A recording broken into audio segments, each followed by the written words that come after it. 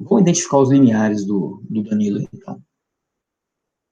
A gente identificou o VO2 máximo, ele, né, a gente pode chamar isso de VO2 máximo, identificou o valor de VO2 máximo do Danilo. Assim, óbvio, né, como eu falei para vocês que o VO2 máximo é um indicador de aptidão física, né, tanto para a saúde quanto para o desempenho. Saúde, como é que a gente faz para saber se esse valor aqui é bom ou ruim? Diversas tabelas de classificação, né, de aptidão cardiopulmonar, baseado em idade, sexo, nível de treinamento, né, modalidade e tudo mais.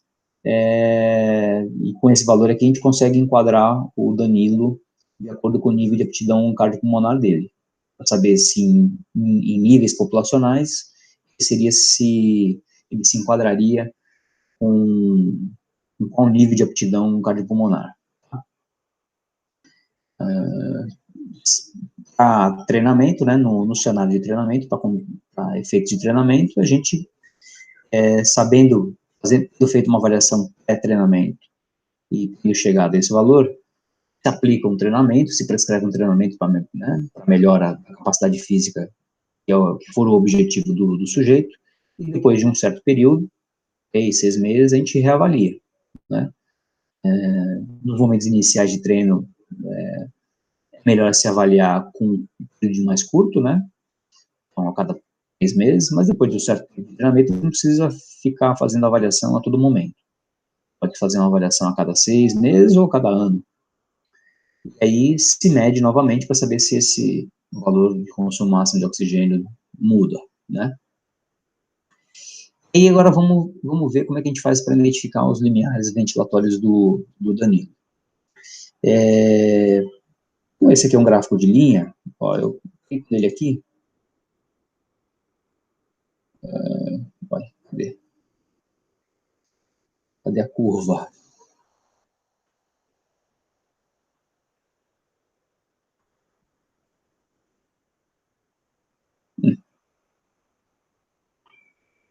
A curva deveria estar aqui, né?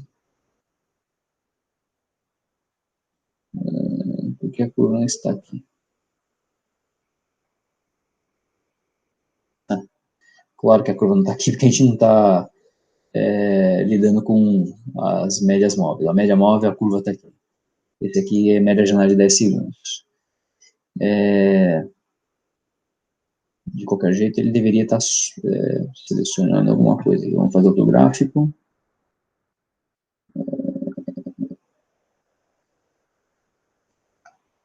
Fazer um gráfico aqui.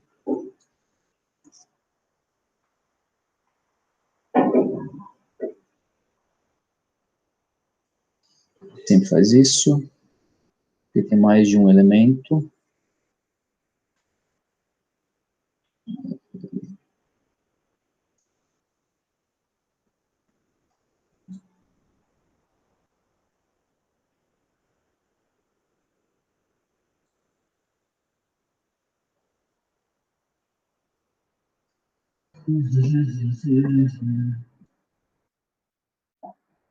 Às vezes a preguiça dificulta, né? Pronto, agora está aqui. Esse aqui é o gráfico de consumo de oxigênio do Danilo, que a gente estava olhando antes, né? E agora vamos deslocar essa curva aqui. É uma curva que permite a identificação dos limiares. A curva que a gente mais fala é a ventilação, né? Teoricamente, pela curva da ventilação, a gente deveria ser capaz de identificar 2 limiares. Então, vamos colocar aqui na curva da ventilação minuto. E quando a gente olha aqui a curva da ventilação minuto, a gente tem isso aqui, ó. Tem a ventilação saindo aqui de patamares já no exercício, né, no começo do exercício, de 20 litros por minuto, aumentando, né, não de forma linear, mas aumentando ao longo do teste e alcançando a ventilação máxima aqui, né, em torno de 172 litros por minuto, que é esse valorzinho aqui lá no finalzinho, né. Ou a gente poderia fazer a média também, igual a gente fez na 2 máximo, a média dos 3 maiores valores de anelados de 10 segundos. Muito bem, então a primeira coisa aqui é a gente identificar dois pontos de quebra de curva, né? Como o nosso modelinho teórico sugere. Identificação visual do limiar ventilatório é algo que depende de duas coisas. Primeiro, conhecimento do fenômeno, então precisa ter claro aquela base mecanicista que eu fico sempre lembrando né, e forçando vocês a lembrarem, a base de mecanismo que tratam dos fatores causadores do aumento, né, das duas quebras de curva dos dois momentos de aumento abrupto na curva da ventilação, que é o início do tamponamento, e depois, no segundo limiar, o aumento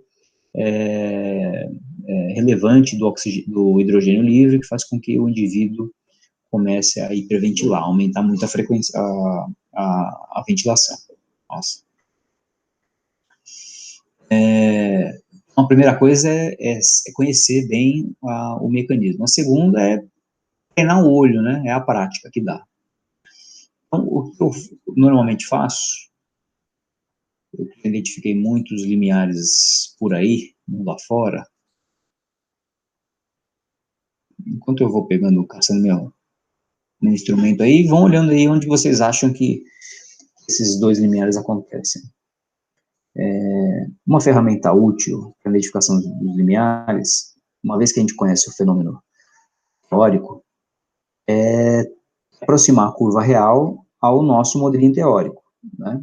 Se o nosso modelo teórico é bom, ele precisa representar bem o que acontece na prática, né? Excluindo qualquer tipo de erro que possa ter acontecido na prática. Se não teve erro, foi tudo feito controladinho, então ele deve refletir bem a situação da prática. Normalmente eu faço o seguinte: se o modelinho teórico diz haver três retas, dois pontos de quebra né, de curva, então eu vou fazer isso aqui. Então eu vou identificar uma reta aqui, nessa reta aqui que eu vou deixar ela mais, botar em vermelho e botar mais grossa para todo mundo ver. Vou botar também tracejado, para melhor. A primeira coisa com a ajuda dessa reguinha aqui, eu vou tentar identificar onde essas quebras de curva acontecem. Tá?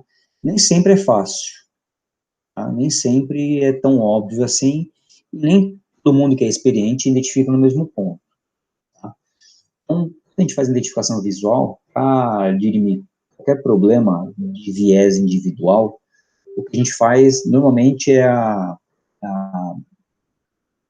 trabalhar com a moda, né, entre dois avaliadores. Moda ou mediana, pode ser mediana também. Então, a gente normalmente trabalha com pelo menos dois avaliadores independentes. Então, o avaliador olha a curva, identifica os limiares, sem a presença do outro avaliador, de forma independente. E se esses valores não forem coincidentes, o terceiro avaliador entra para dar o voto de Minerva, tá? E aí, como é que esse ponto é calculado? É a média dos pontos identificados pelos avaliadores? É a mediana? É a moda? Normalmente se trabalha com a mediana. Em alguns casos, a moda. É difícil trabalhar com a média. Tá? Então, a média é muito... Ela varia muito, é muito influenciada pela presença de valores extremos, tá? A mediana não, a mediana é mais consistente. Aqui, na minha opinião, olhando essa curva aqui, eu identificaria a primeira quebra de curva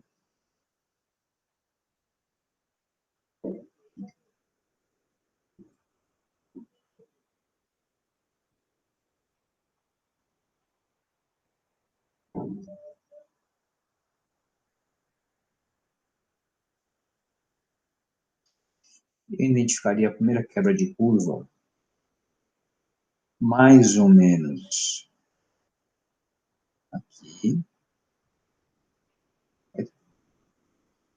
É subjetivo, tá, gente? É subjetivo e é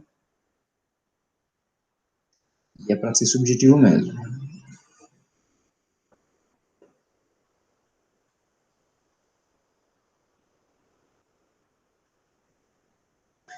Eu identificaria a primeira quebra de curva nesse ponto aqui.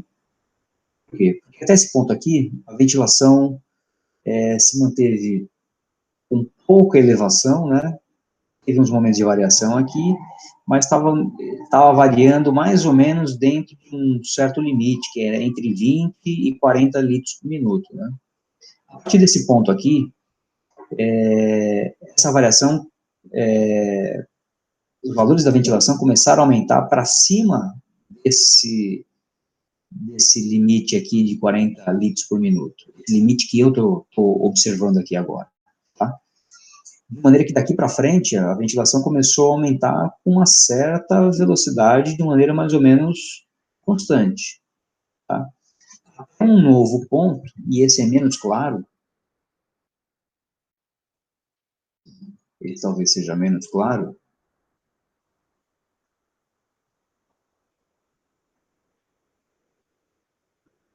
até um novo ponto,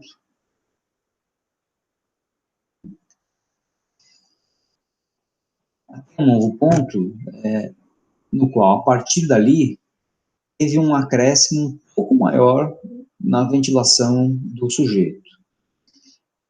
A inclinação dessa reta, dessa terceira reta em relação à segunda, não é muito clara, tá? A diferença de inclinação de uma reta para outra não é muito clara.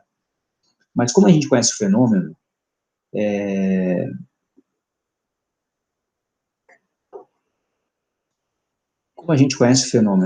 tem visualmente aqui um certo deslocamento, porque a ventilação estava aumentando aqui, variando, né, com uma certa velocidade aqui.